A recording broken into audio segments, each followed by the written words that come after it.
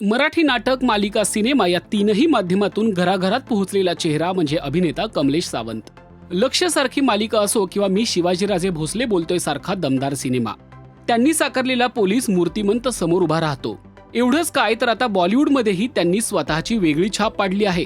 Police अधिकारी म्हटलं की सगळ्यांना आठवतो तो दृश्यम मधला गायतोंडे. अत्यंत खालच्या पातळीवर जाऊन वागणारा हा गायतोंडे प्रेक्षकांच्या चांगलाच लक्षात राहिला. लोक अगदी सिनेमा पाहून त्याला शिव्या द्यायचे. हे सगळे अनुभव त्यांनी मित्र म्हणे या पॉडकास्टमध्ये सांगितले आहेत.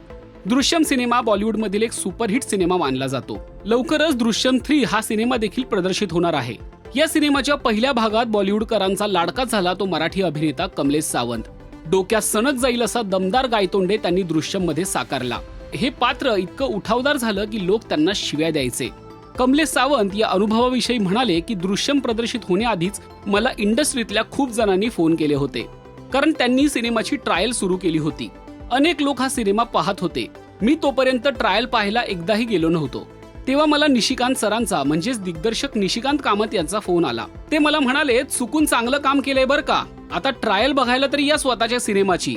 खरं तर मी थिएटरमध्ये झोपतो म्हणून मी गेलो नव्हतो, पण सरांचा फोन आल्यावर शेवटच्या दिवशी जावं लागलं. मध्यंतर होईपर्यंत मी झोपलो होतो. बाजूला बसलेली बाई मध्यंतरातच उठून गेली. मला वाटलं नेमकं काय झालंय, म्हणून मी दुसरा अंक नीट पाहिला. सिनेमा पाहिल्यावर मी बाहेर आलो तेव्हा मला आमचे एडिटर दिसले. ते मला म्हणाले, कमलेशजी, तिथे त्या बायका उभ्या आहेत ना, त्यांनी सांगितलं या नीच माणसासमोर आम्ही अजिबात येणार नाहीये, पण हा त्यांना सांगा की परफॉर्मन्स मात्र चांगला होता. त्यावेळी माझं असं झालं की अरे अशी प्रतिक्रिया कोण देतं. तेवढ्यात एक बाई हिम्मत करून माझ्याजवळ आली आणि ती म्हणाली, आपके मुंह पर थुकना चाहती हूँ, लेकिन अच्छा काम किया है. मग दुसरी बाई सुद्धा आली. ती म्हणाली, तुम्हाला चपलेने मारावं असं वाटतंय, पण काम मात्र चांगलं झालंय. तेव्हा मी विचार केला की आता इथून सटकलेलंच बरं, आणि मी घरी गेलो. नाहीतर उगाच कुणीतरी तोंडावर थुकून जायचं आणि ते पचायचं नाही मला. तेव्हा मी लगेचच गाडी काढली आणि कळव्याला माझ्या घरी गेलो आणि बायकोला हे सगळं सांगितलं. तिला विचारलं की मी इतकं काय वाईट केलंय की बायका मला अशा पद्धतीने बोलतायत. पण तेव्हा मला बायको म्हणाली की अहो, तुमचं काम इतकं चांगलं झालंय की त्याच्यावरच्या त्या प्रतिक्रिया आहेत.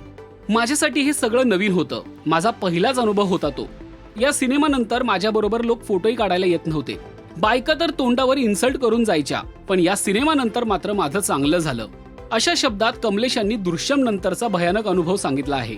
तुम्ही दृश्यम पाहिलाय का आणि कमलेश सावंत यांची कोणती भूमिका तुम्हाला आवडते ते कमेंट करून नक्की सांगा. आणि मराठी सिने विश्वातील ताजे अपडेट, बातम्या आणि गॉसिपसाठी सबस्क्राईब करायला विसरू नका. फक्त राजश्री मराठी.